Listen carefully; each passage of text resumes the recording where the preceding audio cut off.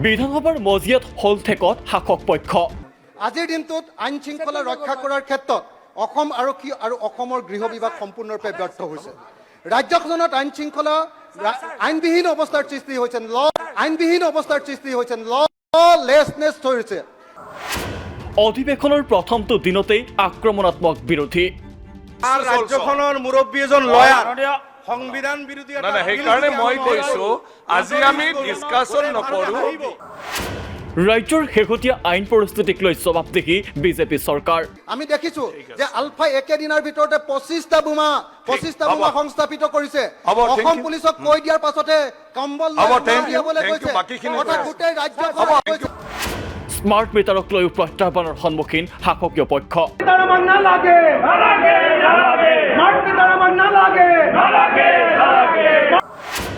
সদনৰ মজিয়াত পদত্যাগৰ হেঁচা মুখ্যমন্ত্ৰী। অসমৰ আইন শৃংখলা সমস্যাটো যি একদম উন্মুক্ত হৈ গ'ল, তাৰ পাছত গৃহমন্ত্ৰীয়ে পদত্যাগ কৰিবই। সদনৰ মজিয়াত মুখ্যমন্ত্ৰীৰ পদত্যাগৰ দাবী। মুখ্যমন্ত্ৰীৰ পদত্যাগৰ দাবীৰে সদন ত্যাগ বিৰোধীৰ। কিন্তু সদনৰ মজিয়াত মুখ্যমন্ত্ৰীৰ পদত্যাগৰ দাবী তুলিলে কিয় বিৰোধীয়ে? পদত্যাগ গৃহমন্ত্ৰী পদত্যাগ দাবী উত্থাপন কৰিছিল। চৰকাৰে এই কথা আলোচনা হ'বলৈ দিবলৈ সন্মতি প্ৰকাশ নকৰিলে, সেইকাৰণে আমি সদন ত্যাগ কৰিলোঁ। বৃহস্পতিবাৰে আৰম্ভ হ'ল অসম বিধানসভাৰ শৰৎকালীন অধিৱেশন।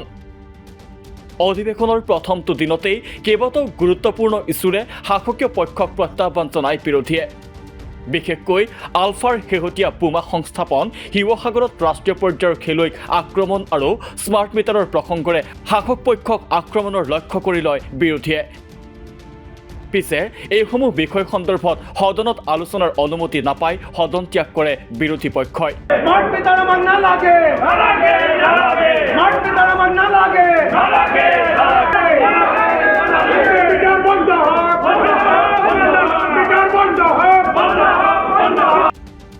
সদন ত্যাগ কৰি বিৰোধীৰ মন্তব্য, ৰাজ্যৰ শেহতীয়া আইন পৰিস্থিতি আৰু স্মাৰ্ট মিটাৰৰ লুণ্ঠনক লৈ সভা স্থগিত প্ৰস্তাৱ উত্থাপন কৰিছিল বিৰোধীয়ে।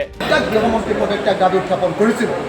চৰকাৰে এই কথা আলোচনা হ'বলৈ দিবলৈ সন্মতি প্ৰকাশ নকৰিলে, সেইকাৰণে আমি সদন ত্যাগ কৰিলোঁ। আমি সেইকাৰণে সদন ত্যাগ কৰিলোঁ। দুটা বিষয়ত আজি আমি একেলগতে সদন ত্যাগ কৰিছোঁ। এটা হ'ল স্মাৰ্ট মিটাৰ। আপোনালোকে সকলোৱে জানে যে আমি CPIM ৰাইজৰ দল, আমি একেলগতে কংগ্ৰেছ দলৰ লগত একেলগতে আজি স্মাৰ্ট মিটাৰৰ বিৰুদ্ধে প্ৰতিবাদ সাব্যস্ত কৰিলোঁ। আমি নিজে স্মাৰ্ট মিটাৰৰ বিৰুদ্ধে প্ৰতিবাদ সাব্যস্ত কৰি স্মাৰ্ট মিটাৰৰ বিষয়টো আজিৰ দিনটোৰ আটাইতকৈ গুৰুত্বপূৰ্ণ বিষয়ৰূপে আলোচনা কৰিবৰ কাৰণে আমি দাবী উত্থাপন কৰিলোঁ। সদনৰ ভিতৰত আমি একেলগতে প্ৰতিবাদ কৰিলোঁ। আটাইকেইটা বিৰোধী দলে প্ৰতিবাদ কৰিলোঁ যে স্মাৰ্ট মিটাৰ আমাক নালাগে, স্মাৰ্ট মিটাৰ লুণ্ঠন বন্ধ কৰক।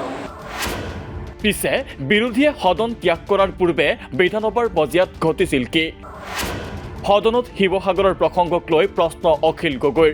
শিৱসাগৰত গণৰোষৰ ৰূপ দেখি সেও মানিলে শিক্ষামন্ত্ৰী ৰনোজ পেগুৰ সন্মুখত লৈ নথি স্বীকাৰ, তামোল পাণৰ বঁটা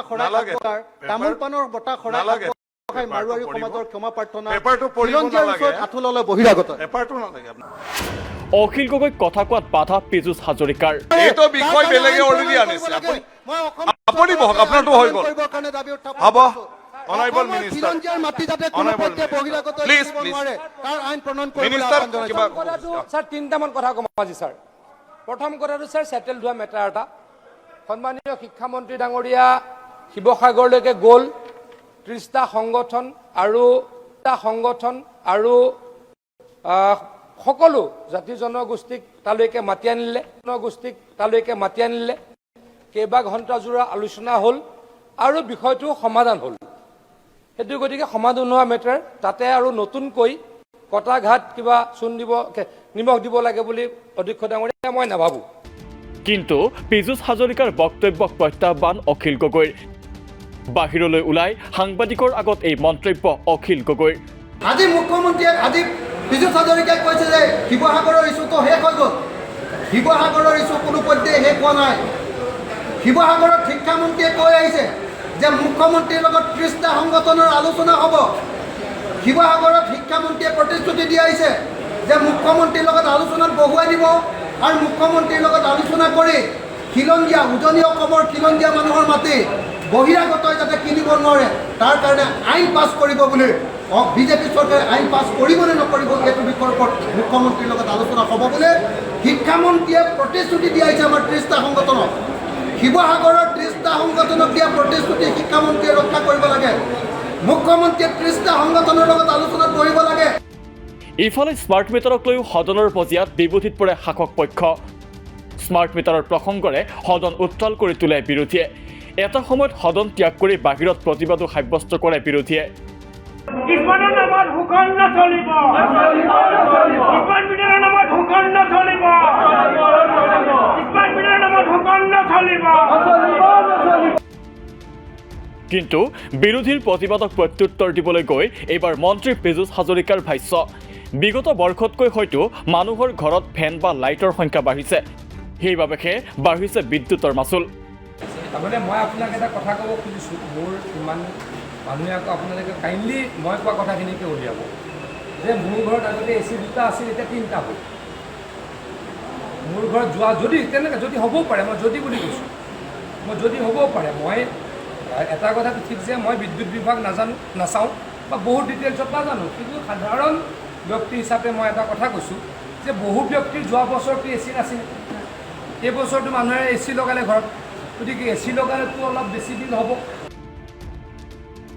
বিৰোধীৰ প্ৰশ্নত বিব্ৰত শাসক পক্ষই এইদৰে আগবঢ়াই মন্তব্য কিন্তু সিমানেই নহয় বিৰোধীৰ প্ৰশ্নৰ উত্তৰ দিবলৈ গৈ এইবাৰ কংগ্ৰেছৰ বুৰঞ্জীৰ সহায় ল'বলগীয়া হ'ল খুদ মুখ্যমন্ত্ৰীয়ে চাহ শ্ৰমিকৰ মজুৰি সন্দৰ্ভত বিৰোধী দলপতি দেৱব্ৰত শইকীয়াৰ উত্তৰ দিবলৈ গৈ কংগ্ৰেছকে কটাক্ষ কৰিবলৈ লয় মুখ্যমন্ত্ৰীগৰাকীয়ে সব হৈ গ'ল মোটামুটি এতিয়া হাজিৰাটো বঢ়াই দিলে হৈ গ'ল হাজিৰাটো চাহ শ্ৰমিকৰ হাজিৰাটো বঢ়াই দিলে বাকীবিলাক সব হৈ গৈছে মোটামুটি হাজিৰাটো কেতিয়া বাঢ়িব হাজিৰাটো কেতিয়া পৰিব 16 চনতে কৈছিলে হাজিৰাটো বঢ়াম বুলি অকল এইটো হাজিৰাটো বঢ়াই দিলে আৰু বাকীবিলাক হৈ যাব আৰু তেতিয়া আপুনি যিটো কৈছে এইটোকে মই উত্তৰ দি আছো হাজিৰাটো ভাস্কৰ জ্যোতি ফুকনে কেতিয়া বঢ়াব সুধি লওক তেওঁৰ বাগিচাত নহয় তেওঁ আজি ঘোষণা কৰি দিয়ক চৰকাৰী ঘোষণা চৰকাৰে ঘোষণা আনিব নালাগে এইটো চৰকাৰী মাননীয় ঘোষণা কুৱেশ্যন আৱাৰটো স্যাৰ চাব লাগে অলপ বিৰোধী দলপতিগৰাকীয়ে নিজে জানে তেখেতৰ পিতৃ অসমৰ মুখ্যমন্ত্ৰী আছিল দীঘলীয়া ৰাজনৈতিক ইতিহাস বাগিচাৰ দৰমহা যে ACMS আৰু বাগিচাৰ মালিক কৰ্তৃপক্ষই নিৰ্ধাৰণ কৰে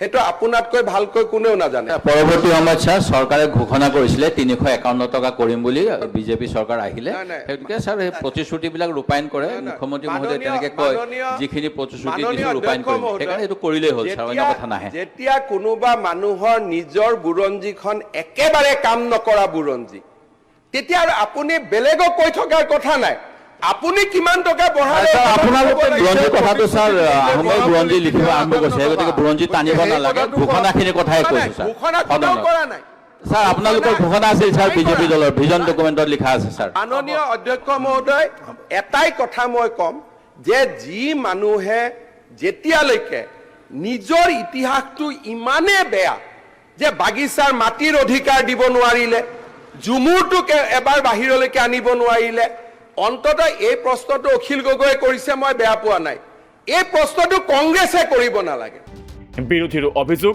এনে মন্তব্যৰে সময় নষ্ট কৰিছে মুখ্যমন্ত্ৰীয়ে এটা মাত্ৰ উদাহৰণ গোটেই আইনখিনি স্যাৰ ব্ৰিটিছৰ পৰাধীনতাৰ পিছত 27খন আইন আনিছে প্লেণ্টেশ্যন লেবাৰ এক্টকে আদি কৰি আৰু বিজেপি চৰকাৰৰ স্যাৰ সাংসদে PLA এখন নাইকিয়া কৰি দিব বিচাৰিছে সেই গতিকে স্যাৰ সেইখনে আটাইতকৈ ডাঙৰ শ্ৰমিক বিৰোধী এটা কথা চাব যেতিয়া বাগিচাৰ ভাল কথাখিনি কৈ আছো কংগ্ৰেছ দলৰ মনটো বেয়া হৈ গৈ আছে যে আপোনালোকে কুৱেশ্যন আৱাৰ নষ্ট হৈছে সেইটো নহয় স্যাৰ বেলেগ সময় লওক স্যাৰ আপুনি বেলেগ ডিভাইচত সময় দিয়ক আমাৰ হাউচৰ লিডাৰক স্যাৰ মই থিয় হৈ আছো প্ৰথম কথাটো হ'ল আজি বাগিচাৰ শ্ৰমিকক অৰুণোদয় কোনে দিলে তাৰমানে বাগিচাৰ দৰমহাতেতো আমি অৱদান দিলো আজি যে 1250 টকা যে এতিয়া আমি মাহত দিলো সেইটোতো দৰমহাতে আমি দিলো এতিয়া যে মই কিবা এটা দিম বুলি কৈছো সেইটোৱে মোটামুটি দৰমহা আপুনি কোৱা সংখ্যাটোতে লৈ যাব মোটামুটি মই অংক কৰি থৈ দিছো আপুনি কোৱা এটা মোটামুটি এটা হিচাপত লৈ যাব আমি যি ইয়াত আলোচনা কৰি আছো মই শব্দটো মোটামুটি কৈছো গতিকে এইটো মই মুখৰ পৰা নোহোৱা কৰি দিম কিন্তু অখিল গগৈয়ে প্ৰশ্নটো কৰাত মই বেয়া পোৱা নাই কিন্তু কংগ্ৰেছৰ গোটেই ইতিহাসটো চাহ বাগিচাৰ মানুহক এটা সময়তো কোৱাই আছিল যে আলি কুলিৰ ভোটেৰে কংগ্ৰেছে জিকে যদিও আলিও কোৱাটো সন্মানৰ কথা কুলি বুলি ক'ব নাপায় তথাপিতো তেনেকৈ চলি আছিল গতিকে মই ভাবোঁ যে কংগ্ৰেছ দলে বাগিচাৰ মানুহৰ ওপৰত যেতিয়া আমি কিবা ভাল কথা কওঁ, একো কৰিব নোৱাৰিলেও শুনাৰ অভ্যাসটো কৰক, শুনি থাকিলে ভাল আৰু লাগে। কংগ্ৰেছে ধন্যবাদ। ভাল Question কৰিছে number বাগানত 3. তেনেকে কোৱাটো উচিত নহয় ছাৰ, আৰু কুৱেশ্যন আৱাৰটো ছাৰ নষ্ট কৰি আছে। কৈছো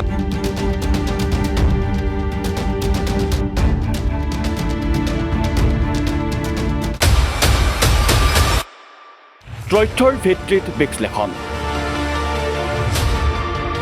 যুক্তিৰ আধাৰত সিদ্ধান্ত। দি ৱাইৰৰ national affairs editor Sangeeta Barua পিছৰতিৰ বিশেষ অনুষ্ঠান নিৰ্ণয়, প্ৰতি সোমবাৰৰ পৰা বৃহস্পতিবাৰলৈ নিশা 9 বজাত কেৱল দি ক্ৰছ কাৰেণ্টত।